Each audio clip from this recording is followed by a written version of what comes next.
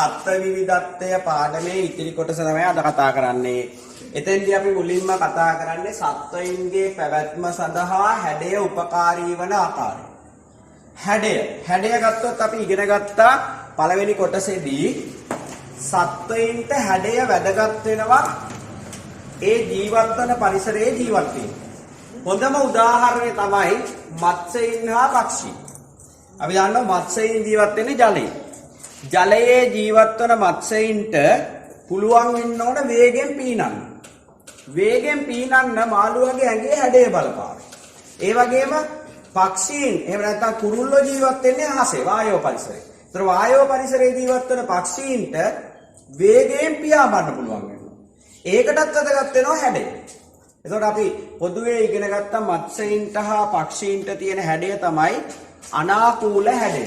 මේ හැඩයට කියන නම තමයි අනාකූල හැඩය. අනාකූල හැඩය ගත්තොත් දෙකලවරින් සිහින් වෙනවා. මැද හරියෙන් මහතයි. එතකොට මේ වගේ හැඩයකට අපි කියනවා අනාකූල හැඩයක්. එතකොට මාළුවෙක් වෙනකොට මෙතන මුගේ මාළුවගේ අනාකූල හැඩය සහිත ශරීරයට පිටතින් විවිධ උපාංග එකතු වීමෙන් තමයි මාළුවෙක් බවට පත් වෙන්නේ. එතකොට මේ විදිහට ගන්න පුළුවන්. එතකොට හැඩය ගත්තොත් පොදුවේ අනාකූලයි. එතකොට මේ අනාකූල හැඩය ජලයේ වේගයෙන් පීනන්න උපකාරී වෙන්නේ කොහොමද කියලා අපි ක්‍රියාකාරකමකින් පෙන්නන්න යනවා. ඒ වගේම දැන් අපිට තව උදාහරණයක් ගන්න පුළුවන්. පසේ ඉන්නවා නම් තියෙන්න ඕන සිහින් දිගටි හැඩයක්. මොකද පස ඇතුලේ ගුල්හාරගෙන යන්න නම් මොන වගේ හැඩයක් තියෙනවද? සිහින් දිගටි හැඩයක් තියෙනවා. ඒ වගේ හැඩය බලපානවා ජීවත් වන පරිසරයේ පහසුවෙන් ජීවත් වෙන්න. දැන් අපි බලමු අනාකූල හැඩය කොතෙක් බලපානවද ජලයේ ඉන්න ජීවියෙකුට. ජලය තුල පීනා යන. මේකට අපි පොඩි ක්‍රියාකාරකමක් කරනවා.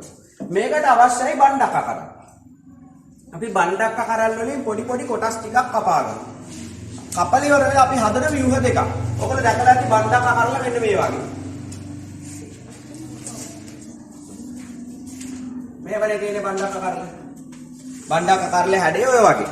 මේකෙන් අපි කපනවා මෙන්න මෙහෙම කොටසක්. මේක මේ හරියෙන් කපල ඉවරලා මෙන්න මේ කොටස අපි වෙන් කරගන්නවා. ඒ වගේ බණ්ඩක්ක කරල් කොටස් දෙකක් අපි ගන්නවා. අරගෙන ඉවර වෙලා මේ බණ්ඩක්ක කරල් කොටස් දෙක මෙහෙම එකට තියලා අපිට පුළුවන් මෙන්න මේ වගේ මෙතන සම්බන්ධ කරලා එකිනෙකට මේ වගේ ව්‍යුහයක් හදාගන්න. මේ වගේ බණ්ඩක්ක ව්‍යුහයක් හදාගන්න. දැන් මේකේ හැඩය මොකක් වගේද? මේකේ හැඩය අනාකූලයි. දෙපැත්ත උල් මැද කෙළවර මහත. ඒ වගේම මෙන්න මේ බණ්ඩක්ක කොටස් දෙක අරගෙන ඉවර වෙලා අපිට හදාගන්න පුළුවන් මේ වගේ ව්‍යුහයක්. මේකේ හැඩය අනාකූල නැහැ. එතකොට මෙන්න මේ වගේ බණ්ඩක්ක ව්‍යුහ දෙකක් අපි හදාගන්නවා. හදාගෙන ඉවර වෙලා අල්පෙනෙති දෙකක් මේකේ කෙළවරේ සම්බන්ධ කරනවා. මේ විදිහට. ඊට පස්සේ අල්පෙනෙති දෙකේ ගැට ගහ ගන්න නූල් දෙකක්. ඒ නූල් දෙකේ කෙළවරේ එල්ල ගන්නවා ක්ලේ ගුලි දෙකක්.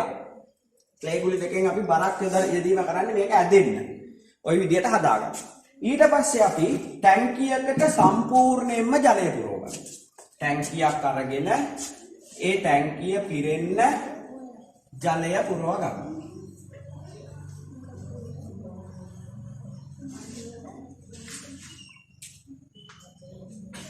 දැන් මේ තියෙන්නේ ජලය පුරවාගත්තු ටැංකිය. මේ ටැංකියේ මෙන්න මේ කෙළවරේ මේ බණ්ඩක්කා ව්‍යුහ දෙක තියෙනවා. එකම දුරකින් අල්පෙනෙති ওই විදිහට තියෙන විදිහට. දැන් මේක ජලය උඩ තියෙන්නේ. ජලය උඩ බණ්ඩක්ක පාවෙනවා. ගිලෙන්නේ නැහැ. ඒක නිසා දැන් පාවි තියෙනවා. දැන් මේ මෙතනින් ගැට ගහගත්ත නූල් දෙක මේ විදිහට මේ කෙළවරට අරගෙන මෙතනින් මෙහෙම ක්ලේ ගුලි දෙක පල්ලෙහායින් කොහොම තියලා තියෙනවා. අපි අල්ලගෙන ඉන්නවා. තියලා ඉවර වෙලා එකම මොහොතේදී මේ ක්ලේ ගුලි දෙක අතාරිනවා. මෙහෙම අල්ලගෙන ඉඳලා ක්ලේ ගුලි දෙක අතාරිනවා. අතෑරිය ගමන් ක්ලේ ගුලි දෙක මොකද්ද වෙන්නේ? පල්ලෙහාට ගමන් කරනවා. පල්ලෙහාට ගමන් කරනකොට මේ බණ්ඩක්ක ව්‍යුහ දෙක මෙහෙට වේගෙන් එනවා. ඔයගොල්ලන්ට හිතෙන්නේ ඉස්සෙල්ලා එන්නේ කවුද? මේ අපි AB කියලා ගමු. මේක A මේක B. මුලින්ම වේගයෙන් මේ කෙළවරට එන්නේ A. ඒකට හේතුව A වල හැඩය අනාකූලයි B වල හැඩය අනාකූල නැහැ. අනාකූල නැති නිසා වේගය අඩුයි. එහෙනම් හැඩය වැදගත් වෙනවා පැවැත්ම සඳහා. මාළු ජලයේ පීනලා යන්නේ වේගයෙන් මොන හැඩය නිසාද? අනාකූල හැඩය නිසා. අනාකූල හැඩය නැති මාළුවෙකුට උදාහරණයක් කියන්න බලන්න. ඇති කරන්න යන්නේ ගෝල්ෆිෂ්. ගෝල්ෆිෂ්ලගේ අනාකූල හැඩයක් නැහැ. ඌ නිකන් මොකද්ද වෙලා තියෙන්නේ? මහත් වෙලා නිකන් ලොකු මාළුවෙක්. ලොකු කියන්නේ ඇගේ සයිස් එකට මහත් වෙච්ච මාළුවෙක්. එතකොට ගෝල්ෆිෂ් වගේ මාළුවෙක් මෙහෙම අනාකූල හැඩයක් නැති නිසා වේගයෙන් ඇදිලා යන්නේ බෑ. පීනන්න අමාරුයි. අනාකූල හැඩයක් තියෙන මත්ස්‍යයින්ට වේගයෙන් පීනන්න පුළුවන්. එහෙම නැත්නම් වේගයෙන් පීනන්න බෑ. ඒක පැහැදිලි නේ එතකොට? අනාකූල හැඩයක් තියෙන මාළුවෙකුට පහසුවෙන් පීනා යන්න පුළුවන්. ඒ වගේම පක්ෂියෙකුට වේගයෙන් ඉගිලෙන්න පුළුවන්. එහෙනම් පැවැත්ම කෙරෙහි හැඩය බලපාන. දැන් එතකොට මේ ක්‍රියාකාරකමට අදාළව මේ කොටස් ටික නම් කරුවොත් මේ තියෙන්නේ මොනවද? බණ්ඩක්කා ව්‍යුහ. මේ දෙකම බණ්ඩක්කා ව්‍යුහ. මේවා මේ විදියට එක සමාන වෙන විදියට දෙපැත්තෙන් අමුණගෙන තියෙනවා. මේ තියෙන්නේ අල්පෙනෙටි. මේ තියෙන්නේ නූල්. මේ තියෙන්නේ ක්ලේ ගුලි. මේ තියෙන්නේ ජලය පිර වූ ටැංකි. එතකොට ওই විදිහට අපිට මේ පරීක්ෂණයේ ක්‍රියාකාරකමට අදාළව කොටස් ටික නම් කරගන්න පුළුවන්. ඒතර වේගයෙන් ඇදිලා එන්නේ A, හිමිහිට එන්නේ B. ජීවීන් කාණ්ඩ කිරීම සඳහා දෙබෙදුම් සුචි භාවිතා කිරීම. දැන් අපිට දෙබෙදුම් සුචි වලදී ජීවීන් කාණ්ඩ කිරීමට යොදාගන්නේ යම් ජීවියෙක් තුල පවතින ලක්ෂණයක්. එහෙම නැත්නම් අපි 6 වසරේදී ඉගෙන ගත්තා ජීවියෙක් කරන දෙයක්, ජීවියෙක් ඉන්න තැන, ජීවීන් කන දේවල් දෙබෙදුම් සුචි වල යොදාගන්නේ නැහැ. දැන් ගොඩක් කට්ටිය ඔය කිව්වට වරද්දනවා. වරද්දන්නේ අපි නියම ජලයේ ජීවත් වෙන මස් කන මස් නොකන ඒ වගේ ඒවා දෙබෙදුම් සුචි වලට ගන්නෙ නැහැ. දෙබෙදුම් සුචි වලට භාවිතා කරන්නේ යම් ජීවියෙක් තුල ඇති හෝ නැති බාහිර ලක්ෂණ. අපිට බාහිරින් පේන ඇති නැති විදියට බෙදන්න පුළුවන් ලක්ෂණයක් තමයි දෙබෙදුම් සුචි වල භාවිතා කරන්නේ. වරල් ඇති, පියාපත් ඇති, පියාපත් නැති. ඒ විදියට බාහිර ලක්ෂණ දිහා බලලා ජීවී කාණ්ඩගත කිරීමට අපි කියන මොකක් කියලාද? දෙබෙදුම් සුචි ක්‍රමය. එතකොට යම් ජීවියෙක් නැත්නම් ජීවී කාණ්ඩයක් අපිට දුන්නම ඒ ජීවීන් කාණ්ඩය දිහා බලලා ඇති නැති විදියට බෙදාගෙන යනවා. බෙදාගෙන ගිහලා අන්තිම ජීවියා දක්වාම බෙදලා ඉවර වුණාම අන්න ඒකට අපි කියන දෙබෙදුම් සුචිය. එතකොට මේ දෙබෙදුම් සුචියක ලක්ෂණ ගත්තොත් එකක් තමයි පහසුවෙන් වෙන්කර දැක්විය හැකි ලක්ෂණයක් තෝරා ගැනීම. අපිට ලේසියෙන් වෙන් කර ගන්න පුළුවන් වෙනවා. උදාහරණයක් විදිහට දැන් සමනලයයි ගොළු බෙල්ලයි ගිරවයි තලගොයයි හිටියොත් අපිට බෙදන්න පුළුවන් පියාපත් ඇති පියාපත් නැති. පහසුවෙන් වෙන් කර ගන්න පුළුවන් ලක්ෂණයක් වෙනවා. ඊළඟට වරකට එක ලක්ෂණය ගන්න. එක බෙදීමකදී අපි ගන්න එක ලක්ෂණය. ඒ ලක්ෂණය ඇති නැති ලෙස වර්ග කරන්න ඕන. වරකට එක ලක්ෂණයක් බැගින්ගෙන එම ලක්ෂණය ඇති නැති ලෙස වර්ග කරන්න. අවසානයේ එක ජීවියෙක් විතරයි එක තැනකට ඉතුරු වෙනවා. ඔන්න තුන්වෙනි ලක්ෂණය දෙබෙදුම් සුචිය. අවසානයේ එක් ජීවියෙක් පමණක් ඉතිරි වන ලෙස බෙදීම. හරි. ඔය ටික තේරුණා නම් අපි බලමු සත්තු කිහිප දෙනෙක් දෙබෙදුම් සුචියක බෙදෙන ආකාරය. සත්තු. අපි ගමු මෙහෙම. නයා. තිලාපියා. දැන් මේ සත්තු ගැන ලියද්දී අපි සත්තුන්ව දැනගෙන තියෙන්න ඕන. දෙබෙදුම් සුචිය. නැත්නම් අපි තිලාපියා කියන්නේ කවුද කියලා දන්නේ නැත්නම් දෙබෙදුම් සුචිය ලියන්න අමාරුයි. තිලාපියා කියන්නේ මාළුවෙක්. අපි සාමාන්‍ය විහාර දෙමුට කියන්නේ කොරලි. තිලාපියා. ඊළඟට අපි ගමු කපුටා. ඉස්සා. වවුලා. දැන් ජීවීන් ඉන්න සත්තු ඉන්න 1 2 3 4 5. දැන් අපි මුලින්ම මේ සත්තු ටික බෙදද්දී දෙබෙදුම් සුචිය ආරම්භ කරද්දී මෙහෙම ඉරක් ගන්නවා. ඉරක් ගන්නලා මුලින්ම අපි කාණ්ඩ දෙකකට වෙන් කරනවා. කියන්න බලන්න මේ දෙන්න වෙන් කරන්න පුළුවන් ලක්ෂණයක්. අපිට කපුටා වවුලා ගත්තොත් ඒගොල්ලන්ට තියෙනවා පියාපත්. අනිත් සත්තුන්ට පියාපත් නැහැ. එහෙනම් අපිට බෙදන්න පුළුවන් පියාපත් ඇති පියාපත් නැති. දැන් බලන්න වරකට අපි ගත්ත එක ලක්ෂණයයි. ඔන්න දෙබඳු සුජීවන ලක්ෂණ. වරකට එක ලක්ෂණයක් බැගින් ගන්න.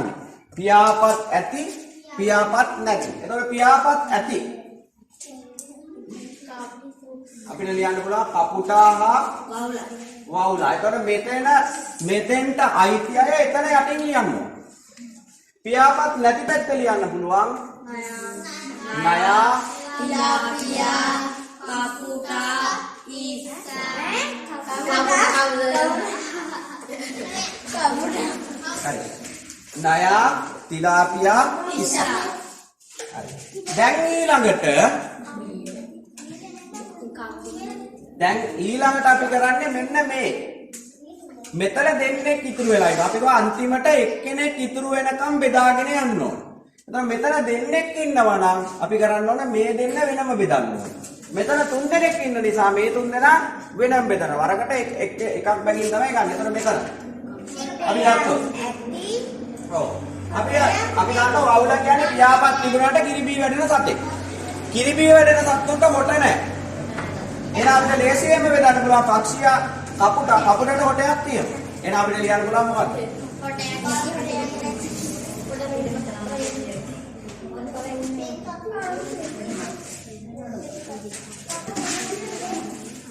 හොටයක් ඇති හොටයක් නැති. හොටයක් තියෙන පැත්තක ලියන්න පුළුවන් කපුටා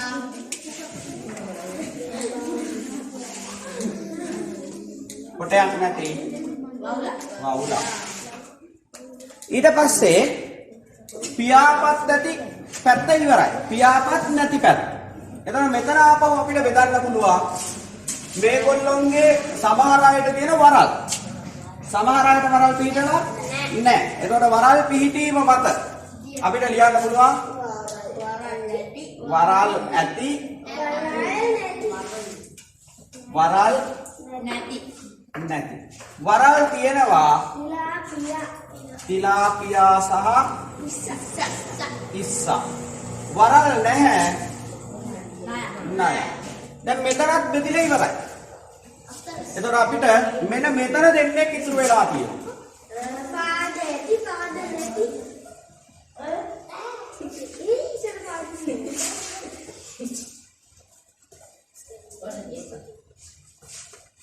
ඔව් අපිට බෙදන්න පුළුවන් ඒක.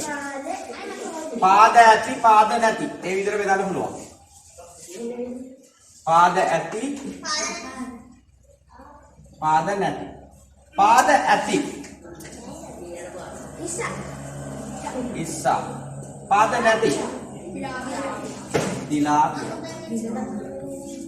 ඔන්න බලන්න එතකොට අවසානයේ එක සමාජිකයෙක් ඉතිරි වෙනකන් අපි මේක බෙදුවා. මෙන්න මේ විදිහට බෙදනවට තමයි කියන්නේ මොකක් කියලාද? දෙබෙදුම් ශිෂ්‍ය. හැබැයි මේක එච්චර සාර්ථක වර්ගීකරණයක් නෙවෙයි. මොකද හේතුව ඇත්තටම හරියම නියම වර්ගීකරණයක් නම් ජීවීන්ගේ මොනව ගන්න ඕනේ? නෑදෑකම්. පරිණාමික බන්ධුතා. අපි අතීතයේ ඉඳලා එන පරිණාමික බන්ධුතා නෑදෑකම් අරගෙන වර්ග කරාම තමයි හරිම කාණ්ඩ වලට වර්ග වෙන්නේ. දැන් මෙතන වෙලා තියෙන්නේ අපි බාහිර ලක්ෂණ අනුව ජීවීන් කාණ්ඩගත කිරීම. හරියටම වර්ග කිරීමක් නෙවෙයි. මේක මේදී අපිට ඇති නැති ලක්ෂණ පදනම් කරගෙන ජීවීන් බෙදාගෙන යන්න පුළුවන්. මේකට කියන්නේ දෙබිදුම් සුචි ක්‍රමය.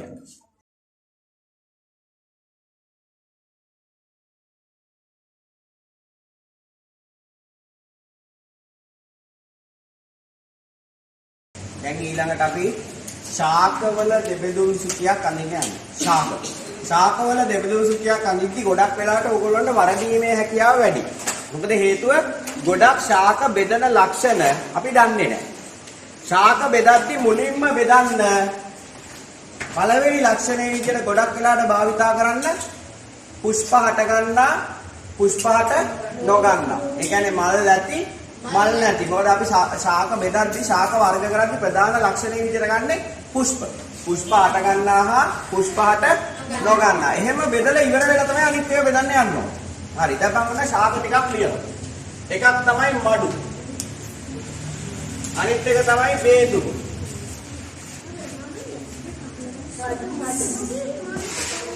තව එකක් තමයි පොල්. පොස්.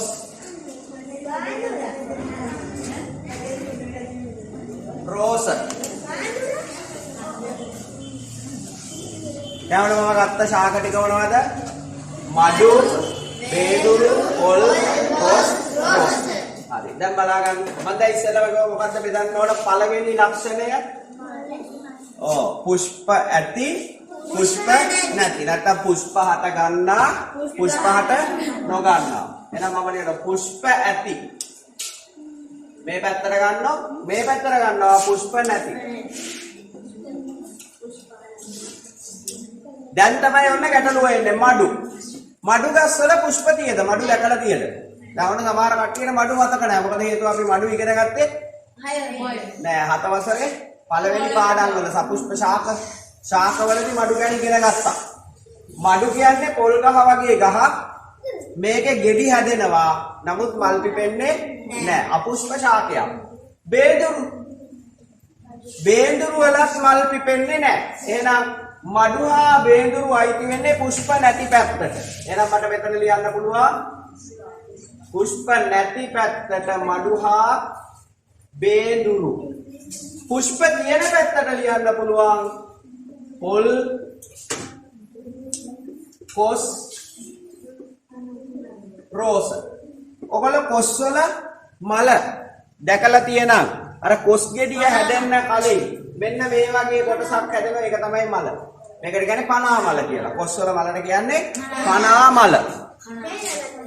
දෙල් වලත් ඒ වගේම තමයි. ඔව්. හරි. දැන් එතකොට ඊට පස්සේ ආපහු ඊට පස්සේ අපි ආපහු මෙන්න මේක බෙදනවා කොටස් වලට. දැන් අපිට ගන්න පුළුවන් සපුෂ්ප ශාක නැත්නම් මල් පිපෙන ශාක බෙදෙන ප්‍රධාන ලක්ෂණ. ඒ තමයි මුල්. මල් පිපෙන ශාකවල එක කොටාසයකට තියෙන මුදුන් මුලක්. අනිත් කොටාසයක මුදුන් මුලක් නැහැ. එහෙනම් අපිට මෙතන මුදුන් මුලක් තියෙන ඒවා කවුද? කොස් හා රෝස. මුදුන් මුලක් නැත්තේ? පොල්. එහෙනම් මට මෙතන ලියන්න පුළුවන් මුදුන් මුලක් ඇති. අනිත් පැත්ත ලියන්න පුළුවන් මුදුන් මුලක් නැති. මුදුන් මුලක් තියෙන ඒවාට ලියන්න පුළුවන් ශාක විදියට කොස්, රෝස. මුදුන් මුලක් නැති ශාක විදියට ලියන්න පුළුවන් පොල්. දැන් පොල් වෙන් වෙලා අවසానයි. නමුත් මේ පැත්තේ දෙකක් තියෙනවා මෙතනත් දෙකක් තියෙනවා. අපි මෙතන ලියුවත් මඩු හා බේඳුරු බීජ. මම කිව්වා මඩු ගස්වල මල් නොපිපුණාට බීජ හැටේ. එහෙනම් අපි ලියනවා බීජ ඇති බීජ නැති. බීජ තියෙනවා මඩු වල බේඳුරු වල නැහැ.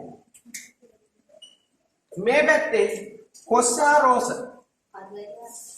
එකක් ගන්න පුළුවන් ඵලයේ කටු ඇති ඵලයේ කටු නැති. පත්‍ර වලින් ගත්තොත් සරල පත්‍ර හා සංයුක්ත පත්‍ර. එහෙනම් මට ලියන්න සරල පත්‍ර හා සංයුක්ත පත්‍ර මතකේ? පත්‍රයේ පත්‍රිකා වලට බෙදිලා නැත්තම් දැන් මේව තියෙනම් දැන් මේ තියෙන්නේ මොකද්ද? සරල. මේ තියෙන්නේ සංයුක්ත. ඕකේ රෝස කොළ මොන වගේද? සරලද සංයුක්තද? සංයුක්ත. නැත්නම් අපිට ගන්න පුළුවන් ශාකයේ කටු ඇති. ශාකයේ කටු නැති. වගේ ඕනයක් ගන්න පුළුවන්. එතකොට මම එක ලේසියක් ගන්නම් එන ශාකයේ කටු ඇති. අනිත් පැත්තට ගන්න වෙනවා ශාකයේ කටු නැති. ශාකයේ කටු තියෙනවා රෝස. ශාකයේ කටු නැහැ කොස්. නැත්නම් අරටුවක් ඇති අරටුවක් නැති. කොස් වලට තියෙනවා ශක්තිමත් කඳක් අරටුවක් තියෙනවා. රෝස වලට අරටුවක් එහෙම ලොකුවට නැහැ. ඒ වගේ අපිට ගන්න පුළුවන් ඇති නැති ලක්ෂණ. ඒතකොට ශාකවල ටිකක් අමාරුයි. මොකද හේතුව ශාකවල අපි බොහෝ ලක්ෂණ දන්නේ නැහැ. නමුත් හරියට කල්පනා කරලා මම කරේ මුලින්ම ලියන්න ඕනේ මොකද්ද? පුෂ්ප ඇති හා පුෂ්ප නැති. ඊළඟ පුෂ්ප තියෙන ඒවා බෙදනකොට බෙදන්න මුදුන් මුල. මුදුන් මුලක් ඇති මුදුන් මුලක් නැති. හරි. ඒ වගේ තියෙන එතකොට ශාක දෙබෙදුම් සුචියක වර්ග කරන ආකාරය.